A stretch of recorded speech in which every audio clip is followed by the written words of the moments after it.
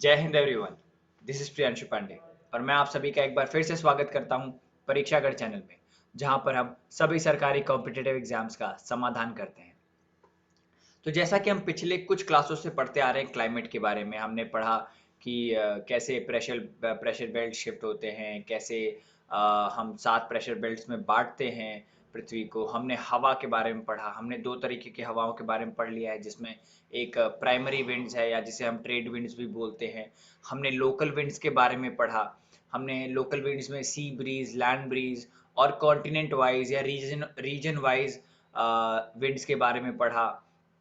साथ ही साथ उनकी कैरेक्टरिस्टिक्स को भी देखा। मैं आपको बता दूं, कहीं का भी क्लाइमेट जो है वो 3 चीज़ों पर निर्भर करता है। तापमान यानी टेम्परेचर, वर्षा यानी बारिश और मिट्टी यानी सॉइल, मृदा। ठीक है। तो होता क्या है कि ये तीनों एक दूसरे से इंटरकनेक्टेड रहते हैं। ठीक है। अगर तापमान ज़्यादा है और बारिश ना हो तो मिट्टी कैसी हो जाएगी? रेतीली हो जाएगी, है ना, रेगिस्तान वाली हो जाएगी। अगर तापमान बहुत कम हो और बारिश ना हो तो भी मिट्टी रेतीली होगी, हालांकि उसे हम ठंडा डेजर्ट बोल देते हैं या ठंडा रेगिस्तान बोल देते हैं, ठंडा मरुस्थल बोल देते हैं। दुनिया का सबसे बड़ा मरुस्थल कौन सा है? दुनिया का सबसे बड़ा मरुस्थल यानी सबसे बड़ा रेगिस्तान कौन सा है? अब कुछ लोग कहेंगे सहारा है। ठीक है। लेकिन सहारा दुनिया का सबसे बड़ा गर्म मरुस्थल है, यानी कि वार्म डेजर्ट, हॉट डेजर्ट। ठीक है। पर दुनिया का सबसे बड़ा मरुस्थल जो है वो अंटार्कटिका है, क्योंकि वो पूरा ही बर्फ से ढका हुआ है, बंजर है, ज्यादा कुछ पेड़ पौधे वहां नहीं उग सकते। ठीक है। पूरा कॉन्टिनेंट बर्फ से ढका हुआ है, तो रेगिस्तान तो वो भी हुआ ना, बारिश वहां भी बहुत कम होती है। ठीक है। तो इसलिए परीक्षाओं में ना क्वेश्चन को पढ़ना बहुत ज्यादा जरूरी होता है। आप ऑप्शन देखिए और 2 से 3 बार कम से कम क्वेश्चन पढ़िए, क्योंकि क्वेश्चन में ही कहीं ना कहीं आंसर छिपा होता है। और जो क्वेश्चन के ट्रिक होते हैं ना, उनको पकड़ना सीखिए। वो कैसे पकड़ेंगे आप लोग? जब ज्यादा से ज्यादा रिवीजन होगा और ज्यादा से ज्यादा प्रैक्टिस होगी। ठीक है। किसी भी एग्जाम के लिए, अगर मैं ज्योग्राफी की, अगर टू बी प्रिसाइज ज्योग्राफी की बात करूं, किसी भी एग्जाम के लिए आप 10वीं से लेके 12वीं तक, 10वीं भी नहीं, चलिए 11वीं और 12वीं की एनसीईआरटी जो है रट डालिए, जुबान पे रट डालिए, एकदम ऐसा दिमाग में बैठा लीजिए कि अगर आपको कोई बोल दे कि आप एनसीईआरटी लिख के दिखाइए, तो आप एनसीईआरटी लिखते हैं ऐसा। समझ रहे हैं आप?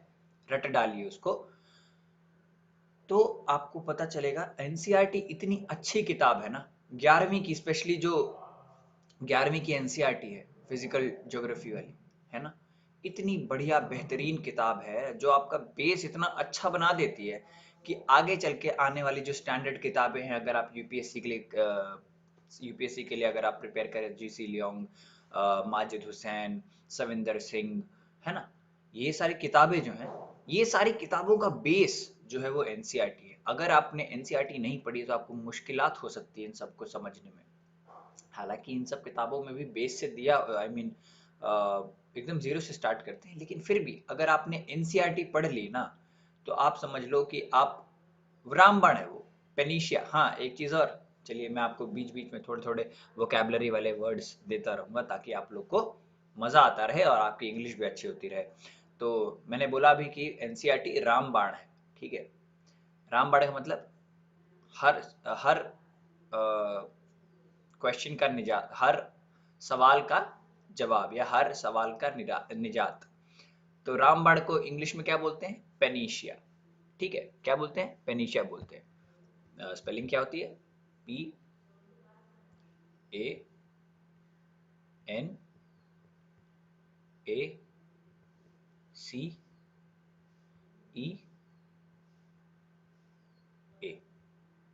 ठीक है।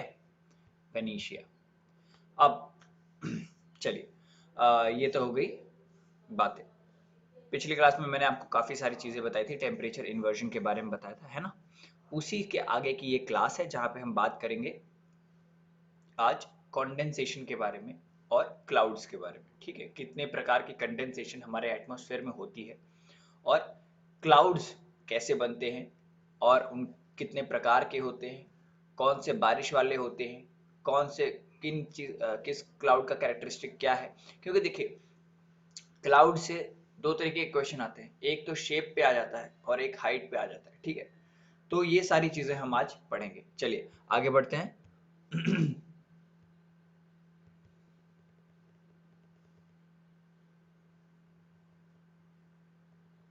और कुछ प्रीवियस ईयर क्वेश्चन भी करेंगे। देखिए प्रीवियस ईयर क्वेश्चन करना क्यों जरूरी है मैंने आपको बता दिया, क्योंकि इससे पहली बात तो आपको पता चल जाएगा कि कैसे क्वेश्चन आ रहे हैं, कहाँ से क्वेश्चन आ रहे हैं, ठीक है। कितनी ज्यादा किसी चैप्टर को वेटेज देनी है। दूसरा आपका मोरल बूस्ट होगा कि अगर आपने पिछले साल का क्वेश्चन सॉल्व कर लिया है तो आप इस साल भी जरूर कर लेंगे, और मैं आशा करता हूं कि आप लोग करेंगे अगर आप ये रेगुलर क्लास देख रहे हैं, ठीक है। पिछली क्लासेस आप लोगों ने अगर नहीं देखी है तो मैं आपको आई आई बटन में या डिस्क्रिप्शन बॉक्स में लिंक दे दूंगा, आप लोग देख लीजिएगा और जरूर से देखिएगा। रिवीजन बहुत ज्यादा जरूरी है, साथ ही साथ एनसीईआरटी से रिवाइज करते रहिएगा, ठीक है। चलिए अब आज हम पढ़ेंगे कंडेंसेशन एंड इट्स टाइप्स के बारे में इन एटमॉस्फेयर। तो देखिए कंडेंसेशन, सबसे पहले कंडेंसेशन पढ़ने से पहले हमें जानना पड़ता है कंडेंसेशन होता क्या है, कंडेंसेशन क्या होता है। चलिए कंडेंसेशन से पहले हम जानते हैं इवेपोरेशन क्या होता है। तो हीट की वजह से, हीट की वजह से पानी के मॉलिक्यूल्स का भाप बनकर उड़ना इवेपोरेशन कहलाता है। हालांकि ये हीट बॉइलिंग पॉइंट से कम होता है, ठीक है, बॉइलिंग पॉइंट से कम होता है, क्योंकि भाई अब टेम्परेचर का मतलब प्रकृति का टेम्परेचर तो बॉइलिंग 100 डिग्री सेल्सियस पे नहीं जा सकता ना। तो कंटिन्यूअस हीट की वजह से जो सरफेस ऑफ वाटर होती है ना, उस पे से जो मॉलिक्यूल्स होते हैं वो चार्ज होते रहते हैं, चार्ज होते रहते हैं, यानी एनर्जी आती रहती है, उसमें एनर्जी आती रहती है, तो वो मूव करते रहते हैं। और जब ज्यादा मूव करने लगते हैं, जैसा कि आपने ब्राउनियन मोशन क्लास 8th या 9th की एनसीईआरटी में है, आपने ब्राउनियन मोशन के बारे में पढ़ा होगा। तो ब्राउनियन मोशन में क्या होता है कि जब चार्ज पार्टिकल होते हैं तो बहुत ज्यादा तेज मूवमेंट करते हैं, ठीक है। तो कंटिन्यूअस हीट की वजह से वाटर के सरफेस के ऊपर वाली लेयर पे जो जितने भी वाटर मॉलिक्यूल्स हैं वो चार्ज होते रहते हैं और ज्यादा तेज तेज मूव करते रहते हैं, और मूव करते ही वो अपना बॉन्ड तोड़ते हैं और वो इवेपोरेट हो जाते हैं, ठीक है। अब जैसे ही इवेपोरेट होते हैं तो ऊपर जाते हैं, ठीक है। ऊपर गए, ऊपर क्या मिला, टेम्परेचर कम मिला।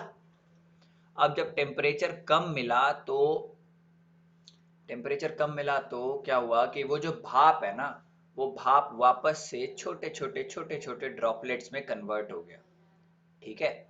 छोटे छोटे ड्रॉपलेट्स में कन्वर्ट हो गया या आइस क्रिस्टल में कन्वर्ट हो गया, क्योंकि ऊपर बहुत कम टेम्परेचर है। तो छोटे छोटे ड्रॉपलेट्स या छोटे छोटे आइस क्रिस्टल्स में कन्वर्ट हो गया, और फिर वहां पर मौजूद, यानी कि उस लेयर में जहां पे, लेयर तो ट्रोपोस्फेयर ही है, मतलब कि उस हाइट पे जितने भी डस्ट या पॉल्यूटेंट्स या कुछ भी मौजूद हैं उनके साथ जुड़कर क्लाउड का फॉर्मेशन किया, ठीक है, क्लाउड का फॉर्मेशन किया। अब देखिए कि इवेपोरेशन हुआ टेम्परेचर बढ़ने की वजह से, ऊपर गया टेम्परेचर घट गया, तो जब ड्रॉपलेट्स फॉर्म हुए ना तो उसी प्रोसेस को कंडेंसेशन बोलते हैं, ठीक है। जब ड्रॉपलेट्स ऊपर जाके जो वेपर से वापस यानी गैस से वापस लिक्विड स्टेट में आने की स्थिति को कंडेंसेशन बोलते हैं, ठीक है। क्या हुआ था, इवेपोरेट हुआ, वेपर बना, वेपर क्या होता है, गैस होता है, गैस गया ऊपर, ऊपर है टेम्परेचर लो हुआ तो वापस से वो वेपर जो है टाइनी ड्रॉपलेट्स में या मिनिस्क्यूल ड्रॉपलेट्स या आइस क्रिस्टल्स में बदल गया। तो यही यही वजह है कि गैस से वापस लिक्विड स्टेट में आने की स्थिति को कंडेंसेशन कहते हैं, ठीक है। अब ये तो हमने जान लिया कंडेंसेशन का डेफिनेशन क्या होता है, ठीक है। पर ये जो कंडेंसेशन है ना, कंडेंसेशन का मतलब है कि ये जो ड्रॉपलेट्स है ना, ये ड्रॉपलेट्स फिर वापस नीचे भी आते हैं। नीचे कैसे आते हैं, एक वर्षा के द्वारा, दूसरा ओस, ड्यू आपने सुना होगा, ओस, ओस के द्वारा, फ्रॉस्ट के द्वारा, फॉग के द्वारा। अब ठंडियों का मौसम आने वाला है, ठीक है, एकदम दरवाजे पे खटखटा रहा है। आज सुबह मैं उठा तो मैंने देखा कि भाई थोड़ा फॉग हो रखा था। तो फॉग, मिस्ट, ये सारी चीजें, ये इन इन रूपों में कंडेंसेशन नीचे भी आता है। ठीक है, फिलहाल वहां पे ये ड्यू वगैरह के बारे में जानने से पहले हम जानते हैं कि ह्यूमिडिटी क्या होती है। आर्द्रता जिसे बोलते हैं हिंदी में, आर्द्रता, ह्यूमिडिटी यानी कि उमस जिसे बोलते हैं ना, उमस आसान भाषा में उमस, हिंदी शुद्ध हिंदी में आर्द्रता बोलते हैं। तो ह्यूमिडिटी क्या होती है सब, किसी भी यूनिट ऑफ एयर में, मान लीजिए ये इतना एयर है, इस एयर में कितना वाटर वेपर है, ठीक है, कितना वाटर वेपर है, उसी को हम ह्यूमिडिटी कहते हैं, उसी को हम उमस कहते हैं। देखिए बारिशों के मौसम में आपको बहुत ज्यादा चिपचिपाहट गर्मी होती होगी, है ना, लेकिन हवा में जो है मॉइस्चर रहता है। ठीक है, हवा चलती है तो ड्राई नहीं चलती, विंटर्स में ड्राई हवा चलती है, लेकिन भले आपको उमस हो रही हो, लेकिन बारिश के मौसम में जो हवा चलती है वो हल्की हल्की ठंडी हवाएं होती हैं, क्योंकि अ, उसमें क्या है, मॉइस्चर होता है। लेकिन ये है कि ह्यूमिडिटी क्या है कि amount of water vapour present in the air, इस हवा में कितना पानी या कितना वाटर वेपर को हिंदी में शायद वाष्प बोलते हैं, मुझे पता नहीं है। ठीक है, तो कितना जो भाप है पानी का, कितना होल्ड कर सकती है, कितना मॉइस्चर होल्ड कर सकती है हवा, ठीक है, उसी को कहते हैं हम ह्यूमिडिटी। शायद मुझे यहाँ पे मॉइस्चर इस्तेमाल करना चाहिए था, वाटर वेपर सही शब्द नहीं है, आप लोग इसे करेक्ट कर लीजिएगा। ठीक है, कि amount of moisture present in the air. ठीक है, अब ह्यूमिडिटी कितने प्रकार की होती है, दो प्रकार की होती है। आप लोग को ह्यूमिडिटी समझ में आ गया ना? ठीक है, नहीं समझ में आएगा तो कमेंट बॉक्स में बता दीजिएगा, मैं आपको वापस समझा दूंगा। ठीक है, तो ह्यूमिडिटी कितने प्रकार की होती है, दो प्रकार की होती है, एक एब्सोल्यूट ह्यूमिडिटी और दूसरी रिलेटिव ह्यूमिडिटी। अब देखिए डेफिनेशन से समझ में आएगा या नहीं आएगा मुझे नहीं पता, मैं एग्जाम्पल देता हूं, आपको समझ में आना चाहिए। ठीक है, एब्सोल्यूट ह्यूमिडिटी क्या होता है? एब्सोल्यूट ह्यूमिडिटी होता है 1000 ग्राम एयर में, 1000 ग्राम एयर में कितना मॉइस्चर प्रेजेंट है, कितने ग्राम मॉइस्चर प्रेजेंट है। ठीक है, और रिलेटिव ह्यूमिडिटी क्या होता है कि ratio of the amount of water at present to the maximum water of holding capacity of the air. अब इसका मतलब क्या हुआ, देखिए ये तो हमने पढ़ दिया, ये तो हमने पढ़ दिया, लेकिन पढ़ने से तो समझ में आ नहीं जाता है, कुछ तो समझाना पड़ेगा। तो देखिए एब्सोल्यूट ह्यूमिडिटी और रिलेटिव ह्यूमिडिटी मैं दोनों को एक साथ समझाता हूं तो आपको समझ में आएगा। चलिए, आपने किसी से पूछा कि तुमने ये कपड़ा कितने में लिया, तो वो बोलेगा मैंने 20% डिस्काउंट पे लिया। ठीक है, अब जब 20% डिस्काउंट पे लिया, अब जब 20% डिस्काउंट पे लिया, तो क्या इससे आपको उस कपड़े की कॉस्ट पता चल रही है, उस कपड़े का मूल्य पता चल रहा है? नहीं, है ना, एक परसेंटेज पता चल गया कि हाँ भाई इसने जितने की थी, आपको पता नहीं कितने की थी, जितने की थी उससे 20% कम दाम पे लिया है। ठीक है, तो ये तो है भाई रिलेटिव ह्यूमिडिटी। यानी रिलेटिव ह्यूमिडिटी एक्चुअली में रेशियो होता है, परसेंटेज होता है कि उस एयर की मैक्सिमम होल्डिंग कैपेसिटी कितनी है और प्रेजेंट टाइम में कितना वाटर वेपर या कितना मॉइस्चर उसमें मौजूद है। अब अगर कहा जाए कि चलिए मैं आपसे अगर पूछूं कि आपके 10वीं में कितने मार्क्स आए थे, तो आप बोलोगे मेरे 90% मार्क्स आए थे। ठीक है, 90% मार्क्स आए थे। ठीक है, तो क्या इससे मुझे पता चलता है कि आपके कितने में से कितने मार्क्स आए थे? क्या इससे मुझे पता चलता है कि आपके कितने में से कितने मार्क्स आए थे? नहीं, लेकिन मुझे ये जरूर पता चलता है कि आपका जितना भी टोटल मार्क्स रहा होगा, यहाँ पे टोटल मार्क्स को आप मैक्सिमम वाटर होल्डिंग कैपेसिटी से कंपेयर करिए, कि जितना भी आपका टोटल मार्क्स रहा होगा उसका आप 90% तो ले ही आए हैं।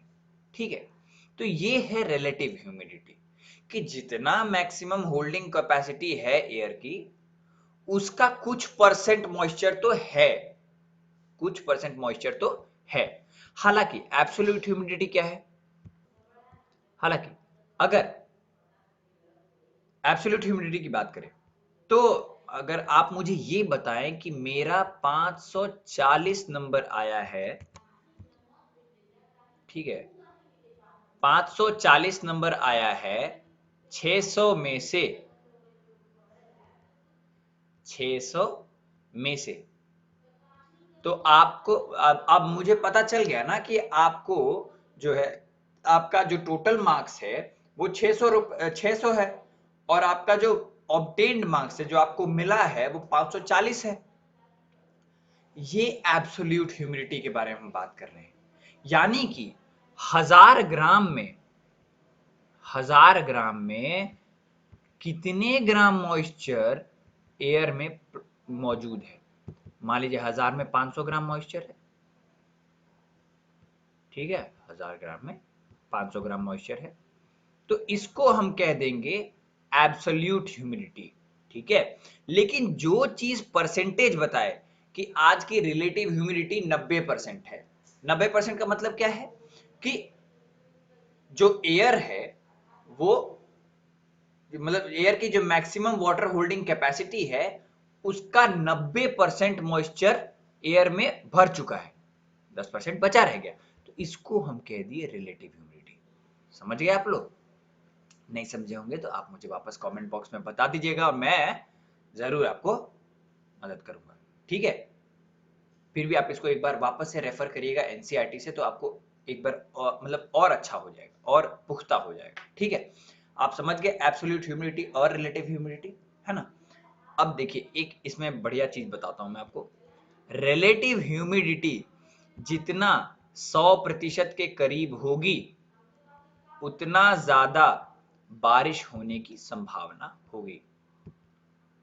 अब इसके पीछे भी लॉजिक है, सिर्फ रटना नहीं है, रटना नहीं है कि 100% के करीब है तो हाँ भाई बारिश होगी। लॉजिक, लॉजिक क्या है?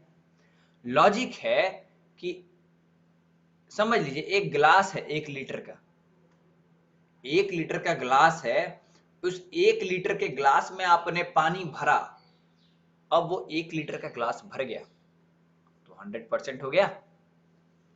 उससे ज्यादा, उससे ज्यादा जैसे ही आप भरने की कोशिश करेंगे क्या होगा? गिर जाएगा नीचे, बाहर निकल आएगा, इट विल स्पिल, है ना। ब्रिम, ब्रिम यानी ब्रिम तक भरना, यानी कि एकदम मुंह तक भर देना ग्लास के, ठीक है। ब्रिम, ग्लास के मुंह को ब्रिम कहते हैं, BRIM, ब्रिम। तो ब्रिम तक आपने भर दिया, 1 लीटर पूरा भर दिया, अब उसके बाद आप भरेंगे तो क्या होगा? गिर जाएगा, स्पिल हो जाएगा, ठीक है। यही होता है एयर के साथ भी। एयर 100% भर गया भाई, अब इससे ज्यादा आप उसमें मॉइस्चर भर ही नहीं सकते, तो वो सारा मॉइस्चर खाली कर देगा, छोड़ देगा एज रेन, ठीक है, बारिश के द्वारा।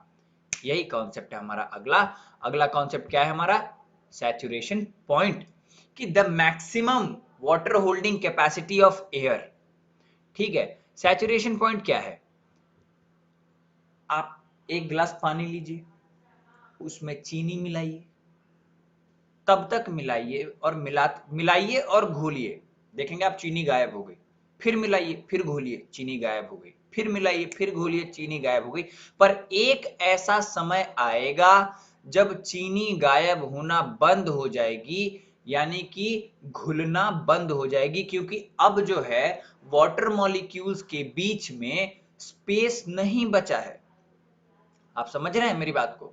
वाटर मॉलिक्यूल्स के बीच में स्पेस नहीं बचा है, और जब स्पेस नहीं बचेगा तो ये चीनी कहां जाएगा? चीनी नहीं जाएगा, तो हम उस स्थिति को कह देते हैं कि अब जो ये पानी है वो सैचुरेटेड हो गया है, यानी इससे ज्यादा चीनी इसमें नहीं जा सकता है। यही सेम चीज होती है सैचुरेशन पॉइंट में, कि एक एयर मास आप ले लीजिए, उस एयर मास में आप चलिए मॉइस्चर भरता जा रहा है, भरता जा रहा है, भरता जा रहा है, भरता जा रहा है।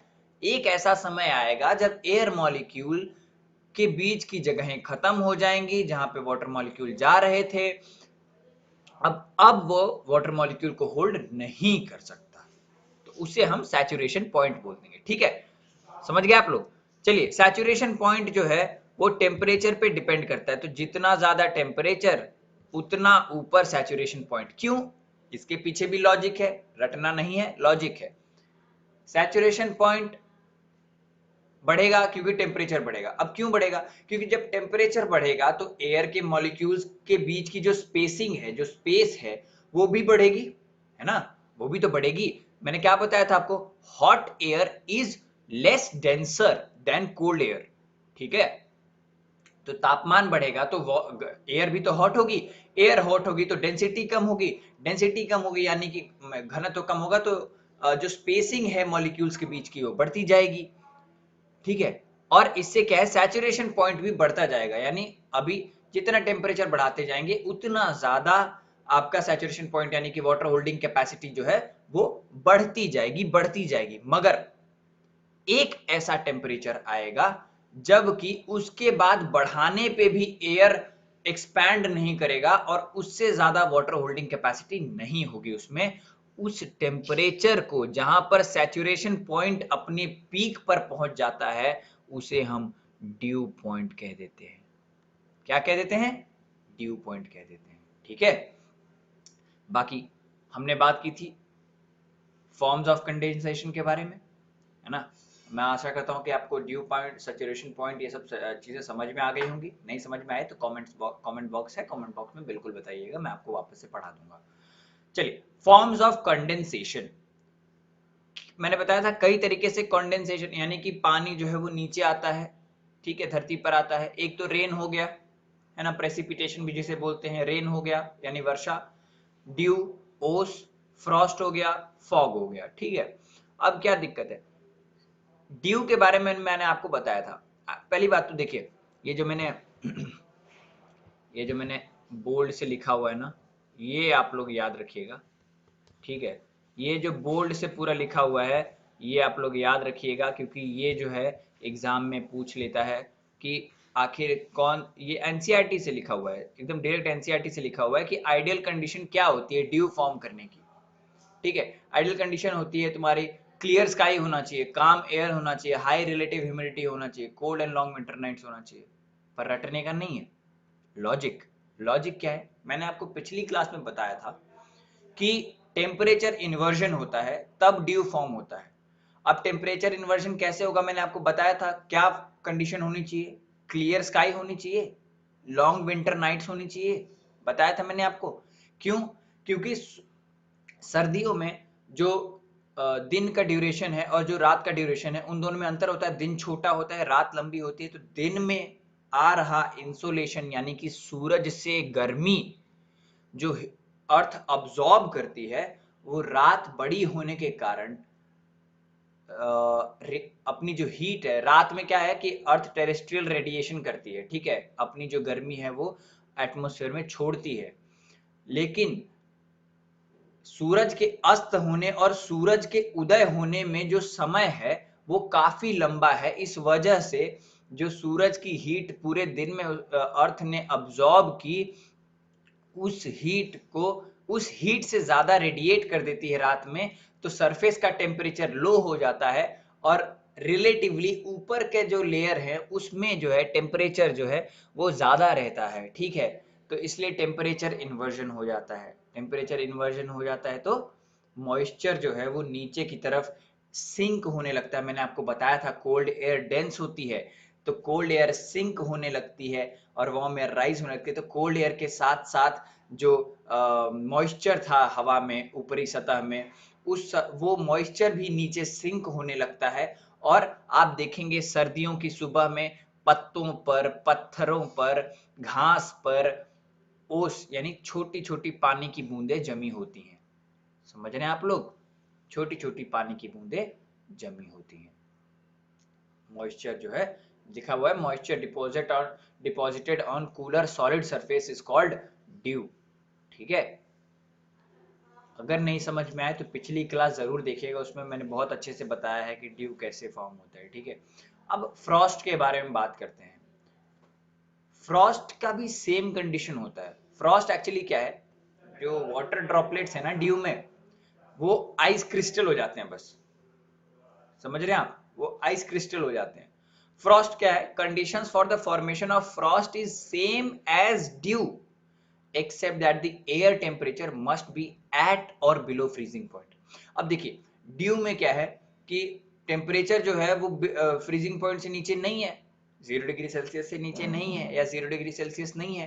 तो जो मॉइस्चर जो सरफेस पे फॉर्म हो रहा है वो वाटर ड्रॉपलेट्स के फॉर्म में ही फॉर्म हो रहा है, वाटर ड्रॉपलेट्स के रूप में ही फॉर्म हो रहा है। लेकिन फ्रॉस्ट के टाइम पे क्या होता है कि 0 डिग्री या 0 डिग्री से सेल्सियस अगर टेम्परेचर चला जाए तो वही ड्यू आइस क्रिस्टल्स के रूप में सॉलिड सरफेसेस पे जम जाता है और उसे हम फ्रॉस्ट कहते हैं। और ये जो है ये काफी इंजूरियस होता है, काफी खतरनाक होता है क्रॉप्स के लिए, रबी क्रॉप्स के लिए स्पेशली। जब ठंडी के मौसम में जो रबी क्रॉप्स लगती हैं जैसे गेहूं हो गया, ओट्स हो गया, इनके लिए काफी खतरनाक होता है। ठीक है, अब फ्रॉस्ट से मैंने आपको पिछली क्लास में बताया था कि फ्रॉस्ट से कैसे हमें टेम्परेचर इन्वर्जन बचा भी लेता है। ठीक है, अब हम बात करेंगे फॉग के बारे में। तो क्या होता है कि एक मान लीजिए एयर मास है, उस एयर मास के अंदर काफी ज्यादा पानी भरा पड़ा है, काफी ज्यादा पानी भरा पड़ा है।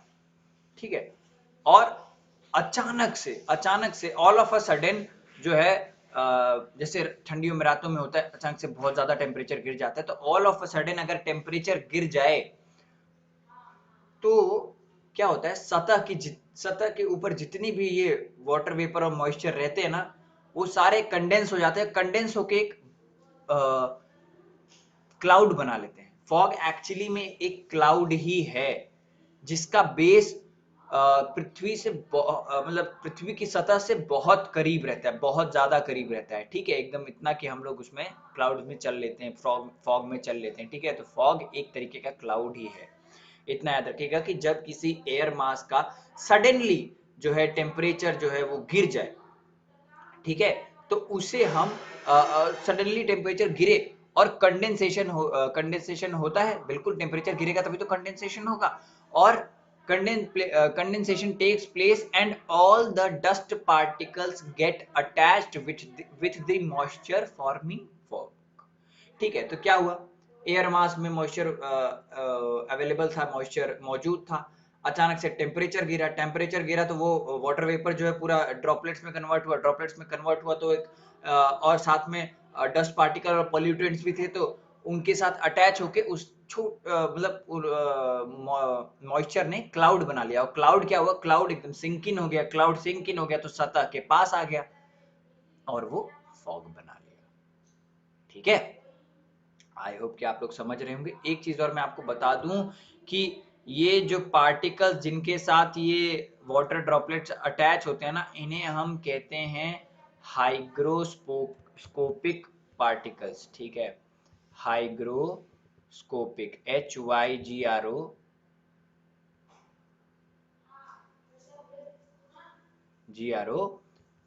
स्कोपिक, SCOPIC।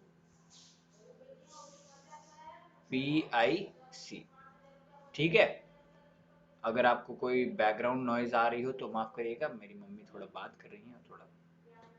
ठीक है, आप लोग मुझ पे फोकस करिए, बैकग्राउंड नॉइज पे नहीं।